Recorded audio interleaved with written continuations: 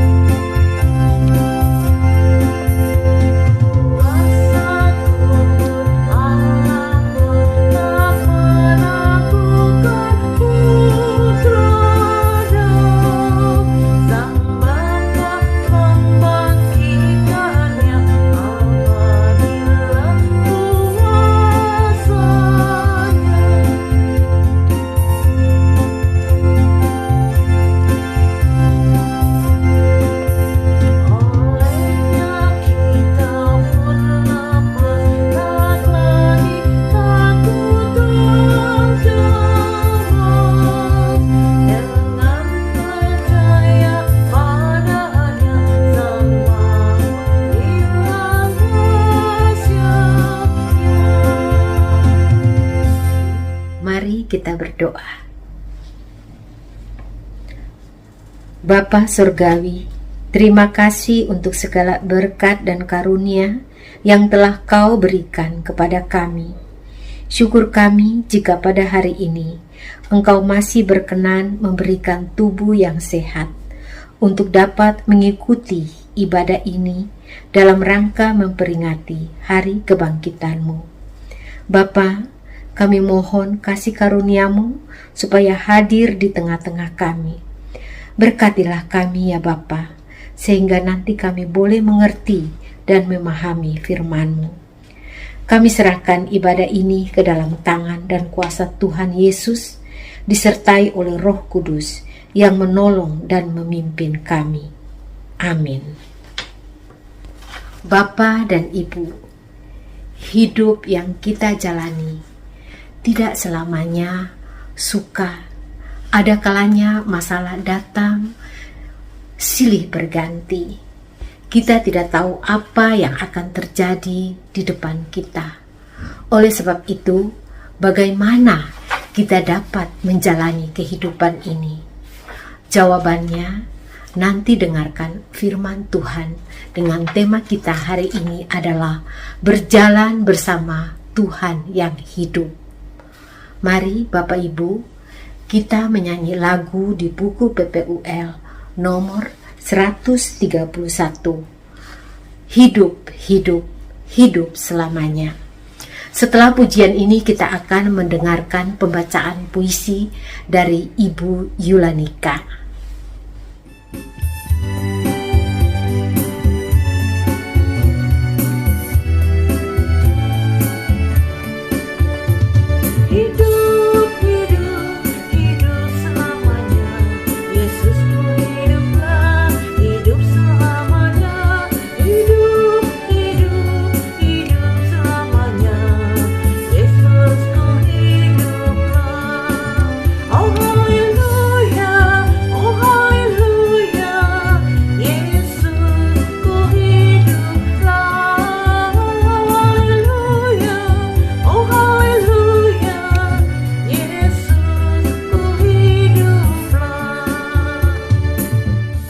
Yang menetes itu oleh Ang Teh kun.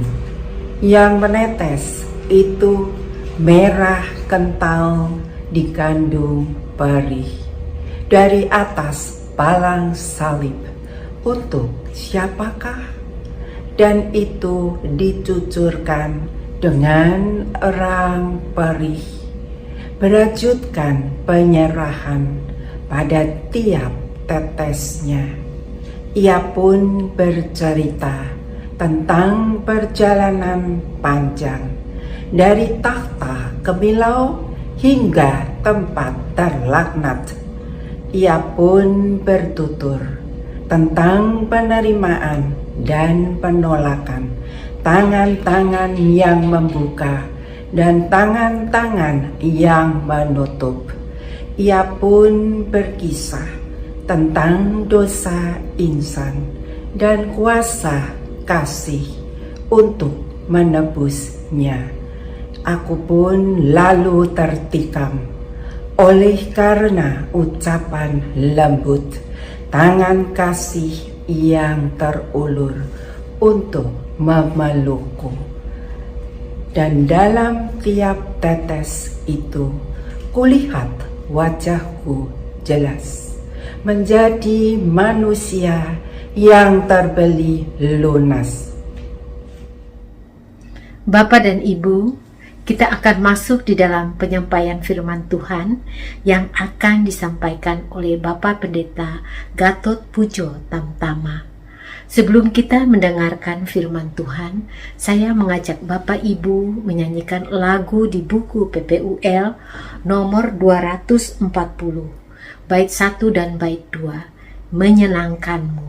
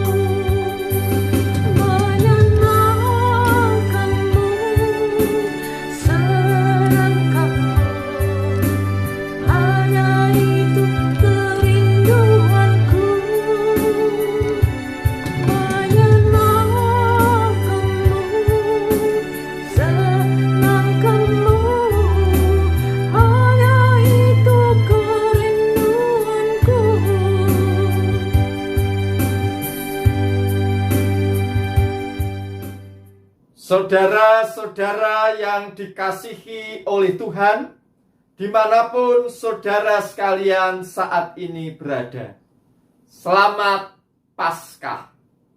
Marilah kita bersama-sama berdoa. Ya Allah yang hidup dan sumber kehidupan, kami bersyukur atas kehidupan yang Tuhan berikan kepada kami. Kami juga bersyukur dapat memperingati kebangkitan Tuhan Yesus Kristus pada saat ini.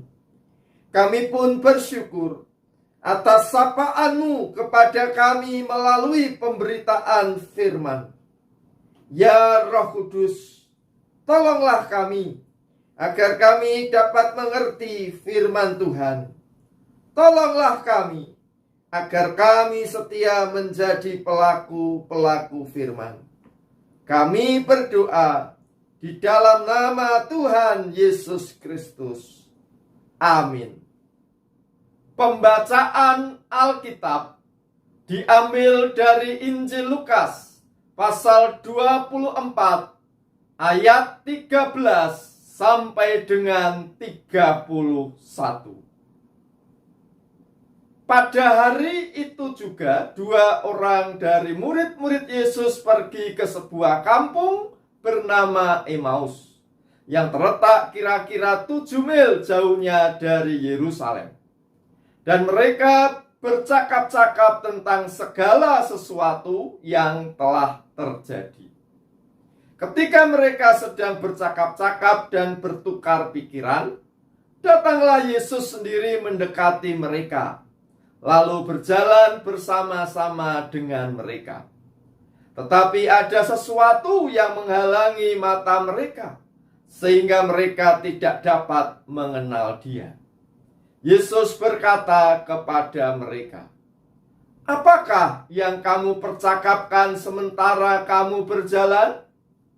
Maka berhentilah mereka dengan muka muram. Seorang dari mereka namanya Kleopas menjawabnya, "Adakah engkau satu-satunya orang asing di Yerusalem yang tidak tahu apa yang terjadi di situ pada hari-hari belakangan ini?" Katanya kepada mereka, "Apakah itu?" Jawab mereka, "Apa yang terjadi dengan Yesus orang Nazaret? Dia adalah seorang nabi yang berkuasa dalam pekerjaan dan perkataan di hadapan Allah dan di depan seluruh bangsa kami. Tetapi imam-imam kepala dan pemimpin-pemimpin kami telah menyerahkan Dia untuk dihukum mati dan mereka telah menyalibkannya.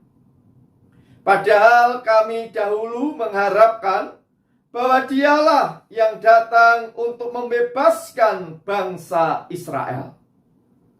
Tetapi sementara itu telah lewat 3 hari sejak semuanya itu terjadi. Tetapi beberapa perempuan dari kalangan kami telah mengejutkan kami. Pagi buta, mereka telah pergi ke kubur dan tidak menemukan mayatnya. Lalu mereka datang dengan berkata bahwa telah kelihatan kepada mereka malaikat-malaikat yang mengatakan bahwa Ia hidup. Dan beberapa teman kami telah pergi ke kubur itu dan mendapati bahwa memang benar yang dikatakan perempuan-perempuan itu, tetapi dia tidak mereka lihat.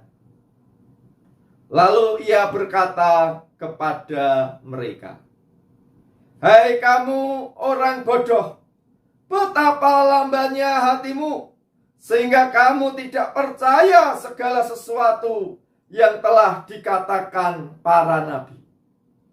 Bukankah Mesias harus menderita semuanya itu untuk masuk ke dalam kemuliaannya?"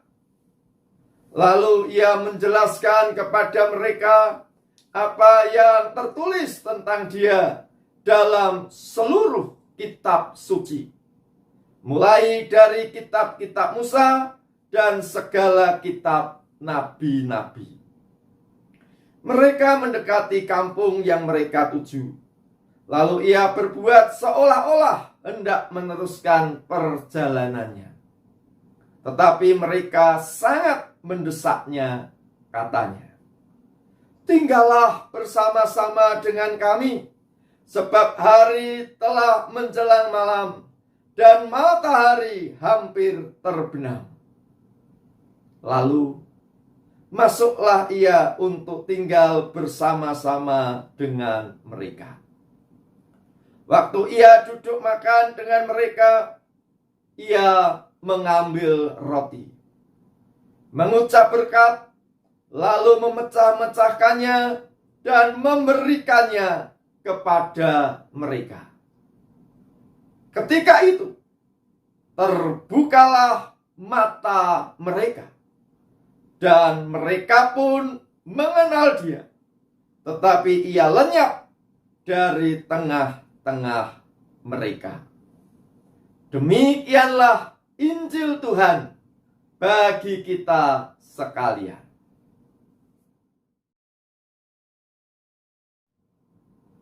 Saudara-saudara yang dikasihi oleh Tuhan, berkaitan dengan peristiwa kebangkitan Tuhan Yesus Kristus, salah satu kisah yang tidak asing bagi orang-orang Kristen ialah perjalanan dua orang murid menuju Emmaus. Salah seorang murid itu bernama Kleopas. Siapakah teman Kleopas dalam perjalanan tersebut? Marilah kita memperhatikan gambar berikut ini.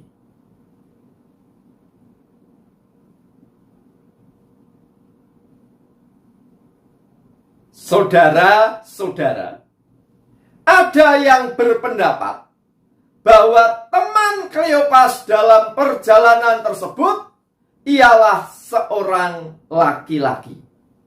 Argumentasinya demikian. Teks Injil Lukas menyatakan, pada hari itu juga dua orang dari murid-murid Yesus pergi ke sebuah kampung bernama Emmaus. Nah, pada umumnya murid-murid Yesus laki-laki. Bahkan ke-12 murid Yesus semuanya laki-laki. Oleh karena itu, kemungkinan besar Kleopas berjalan dengan seorang murid Yesus yang juga berjenis kelamin laki-laki. Saudara-saudara, siapakah orang yang berjalan bersama dengan Kleopas? Marilah kita perhatikan sejenak gambar berikut ini.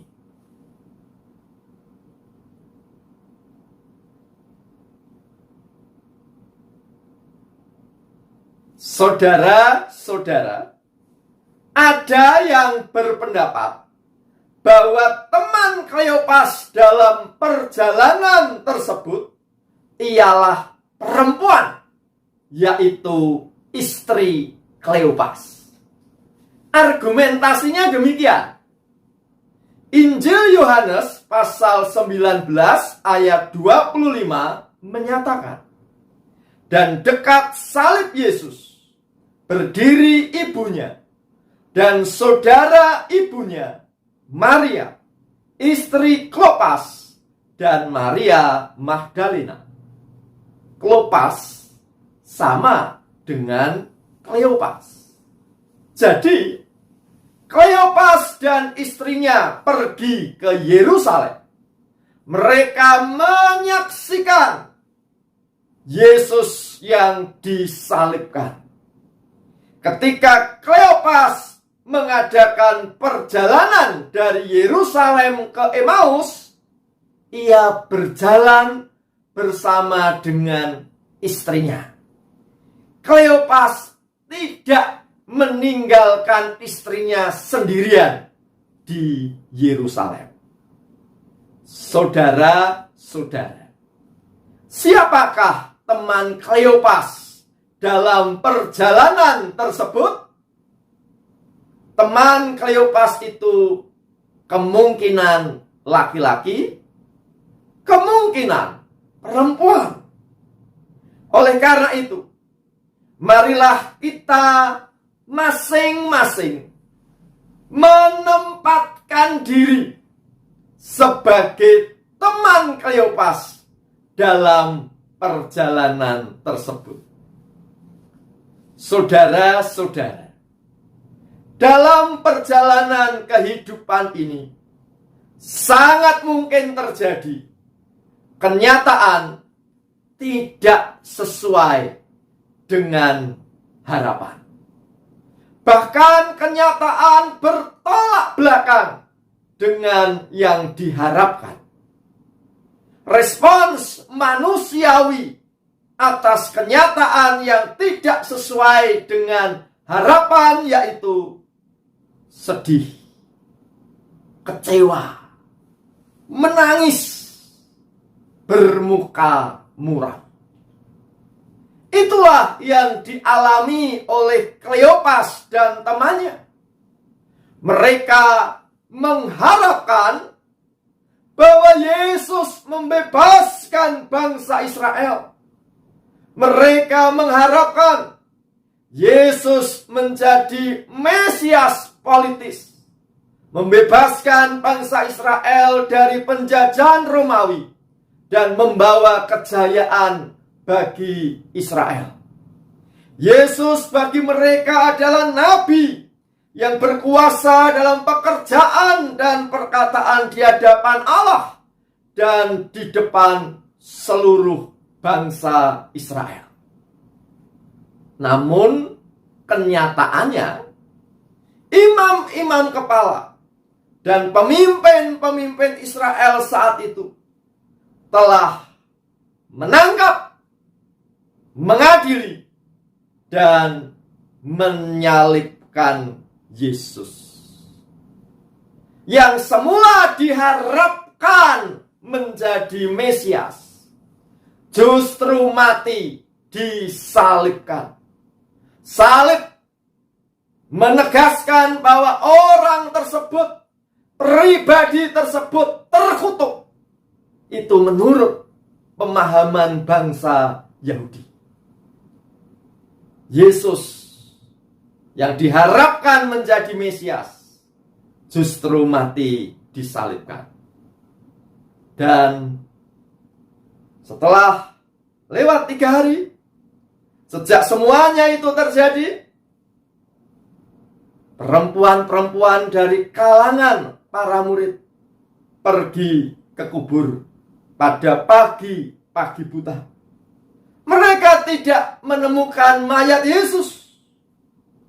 Mereka memberikan kabar kepada para murid yang lain bahwa ada malaikat-malaikat yang menyapa para perempuan itu dan mengatakan bahwa Yesus hidup. Dan beberapa orang murid yang berjenis kelamin laki-laki pergi ke kubur, mendapati kenyataan bahwa kubur kosong, tetapi mereka tidak melihat Yesus. Saudara-saudara, sangat mungkin ada di antara kita sedang kecewa pada saat ini karena kenyataan yang tidak sesuai dengan yang diharapkan. Lansia mengharapkan perhatian dari anak, tetapi kenyataannya anak cuek kepada orang tua. Lansia mengharapkan respons positif dari menantu, tetapi kenyataannya perkataan menantu justru nyelekit, menyakiti hati. Kita mengharapkan sehat, tetapi kenyataannya kita justru sakit. Kita mengharapkan sembuh, tetapi tak kunjung sembuh sampai pada saat ini.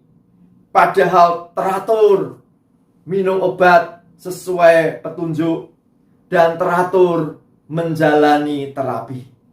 Namun kondisi kesehatan belum membaik. Saudara-saudara, sedih dan kecewa merupakan respons yang manusiawi. Namun ketika kita memilih untuk terus-menerus dalam kesedihan dan kekecewaan, maka Tuhan Yesus Kristus yang bangkit juga akan menegur kita. Hai kamu orang bodoh, betapa lambannya hatimu sehingga kamu tidak percaya. Saudara-saudara yang dikasihi oleh Tuhan, marilah kita berjalan bersama dengan Tuhan yang hidup. Berjalan bersama dengan Tuhan yang hidup memang tidak menjamin bahwa segala sesuatu pasti beres tanpa persoalan. Tidak. Bisa saja kita sedih dan kecewa. Namun percayalah bahwa Tuhan yang hidup senantiasa menyertai kita, memberkati kita. Ia sekali-kali tidak meninggalkan kita. Oleh karena itu, marilah kita belajar untuk mengerti kehendak Allah, terus-menerus mendengarkan dan melakukan firman-Nya. Jangan terpaku kepada menurutku, menurut pendapatku, menurut kehendakku. Harus begini dan harus begitu. Marilah kita belajar untuk mengerti dan menurut kehendak Tuhan. Apa pendapat Tuhan? Apa firman Tuhan? Apa kehendak Tuhan? Itulah yang kita perhatikan dan lakukan. Di dalam perjalanan bersama Tuhan yang hidup, bukan kita yang mengatur dan memaksa Tuhan. Belok kanan Tuhan, belok kiri Tuhan. Justru kitalah yang mestinya belajar untuk mengikuti kehendak Tuhan. Jika Tuhan menghendaki kita untuk belok kanan, maka kita pun belajar untuk belok kanan. Walaupun nampaknya belok kiri menurut kita jauh lebih baik.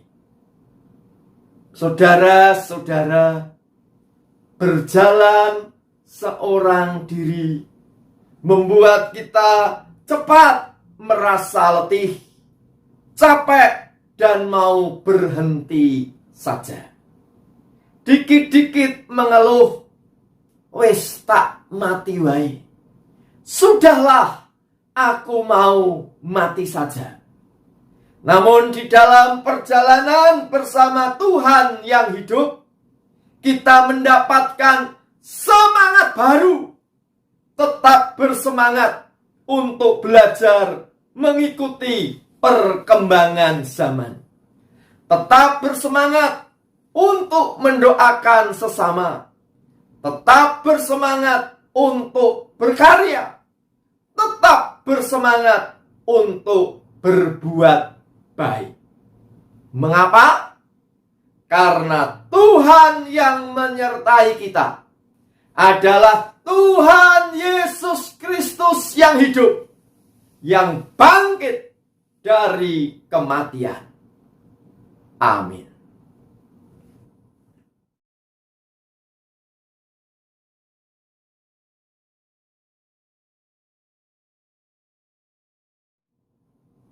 Marilah kita berdoa.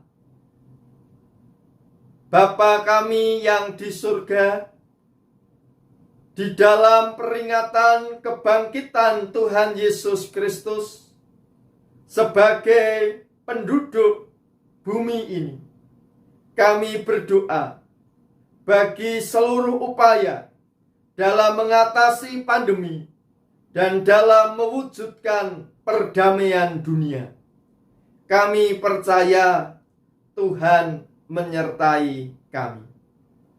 Sebagai bagian dari Indonesia, kami juga berdoa bagi bangsa dan negara kami, termasuk dalam mempersiapkan pemilu tahun 2024 yang tahapannya akan dimulai sejak tahun ini. Mampukanlah kami untuk tetap bersatu dalam perbedaan dan kemajemukan kami. Sebagai bagian dari gereja Tuhan, kami berdoa bagi gerejamu, agar gerejamu tetap setia untuk menjadi garam dan terang dunia. Bapa yang Maha Kasih, di dalam peringatan kebangkitan Tuhan Yesus Kristus pada saat ini, kami berdoa bagi saudara-saudara kami yang sedang sedih dan kecewa.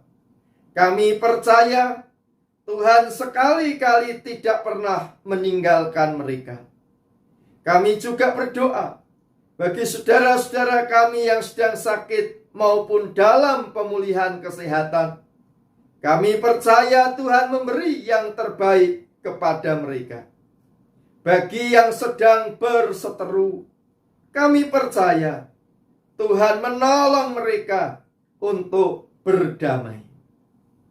Kami juga berdoa bagi seluruh kaum usia lanjut, dimanapun pada saat ini berada, dan apapun persoalan yang dihadapi.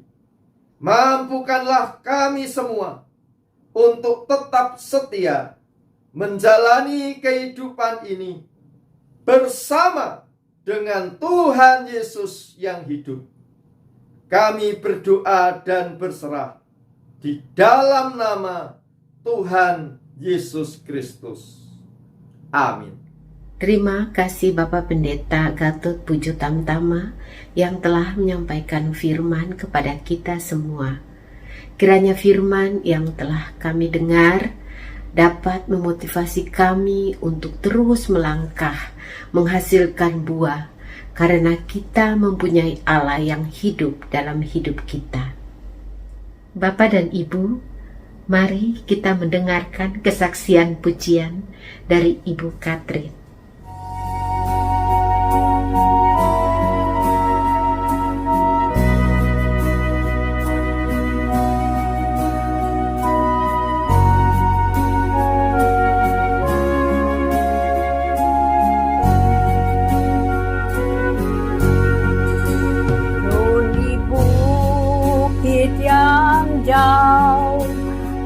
Tanpa kayu salib, lambang kutuk nestapa celah. Salib itu tempat Tuhan Maha Kudus menebus umat manusia.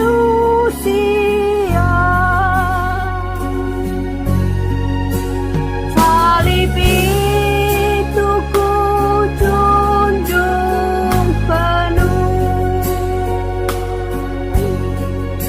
hingga tiba saat ajalku. Salib itu ku rangkul teguh dan mahkota kelak milikku.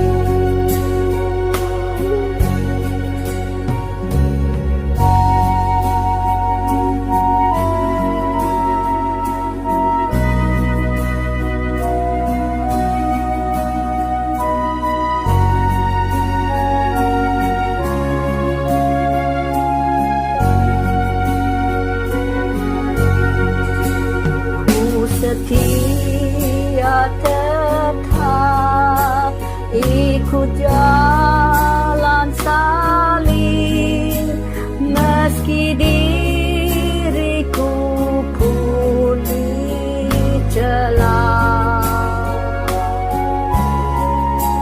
Satu saat kelak ku dibawa tempat kemuliaannya. Salib itu ku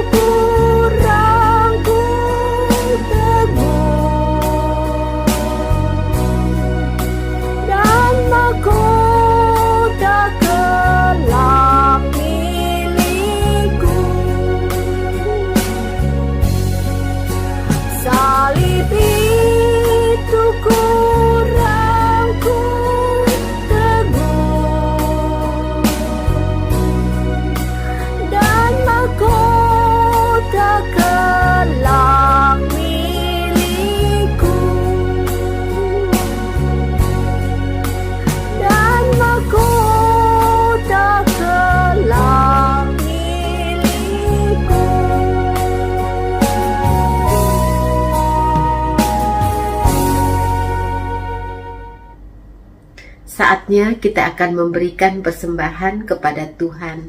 Caranya, persembahan dapat dimasukkan ke dalam amplop dan disimpan. Jika memungkinkan, amplop tersebut boleh diserahkan ke sekretariat gereja atau boleh melalui transfer ke rekening BCA 065 345 6066 atas nama Majelis GKI Kelapa Cengkir atau melalui scan QRIS. Untuk mengiringi persembahan kita, marilah kita menyanyi lagu di buku PPUL nomor 283, Sebab Dia Hidup.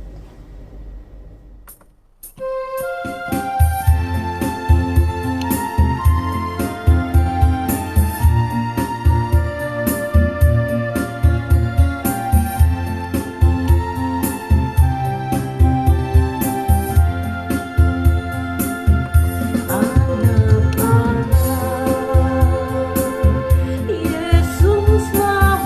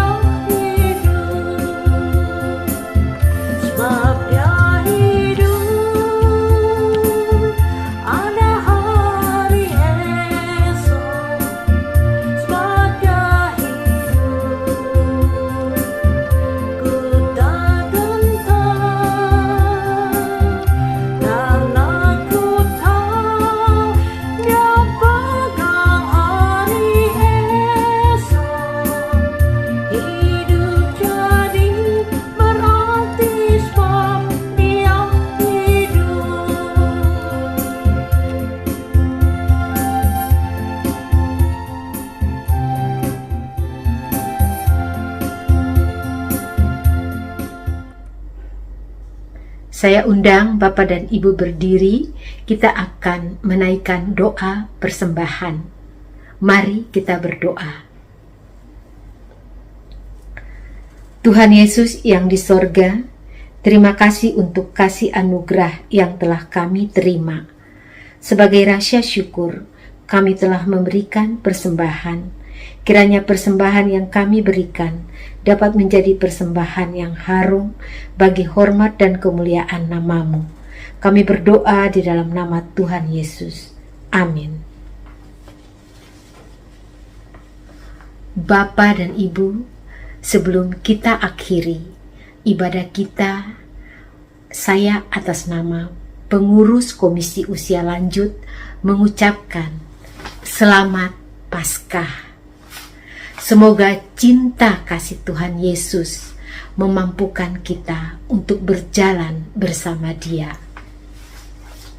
Mari Bapak Ibu, saya mengajak Bapak Ibu menyanyikan lagu pengutusan dari lagu di buku PPUL nomor 182, Kesukaan Melayani. Setelah kita menyanyikan lagu pengutusan, akan disampaikan berkat oleh Bapak Pendeta Gatot Pujo Tamtama dan ditutup dengan lagu Bapa Terima Kasih.